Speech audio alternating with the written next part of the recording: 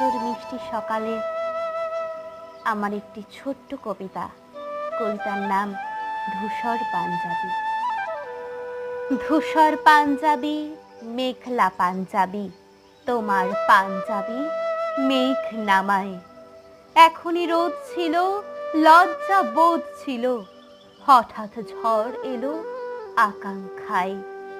কৃষ্ণচূড়া গাছে বৃষ্টি নেমেছিল, উষ্ণ মাটি থেকে তীব্র ভাব আমার বুকে এলো, তোমার মুখে এলো, গভীর সুখে এলো প্রবল কাপ।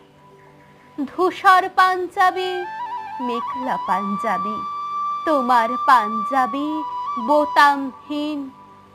হঠাৎ কি যে হলো, আকাশ নিচে এলো, অথই ভিজে গেল বর্ষা দিন।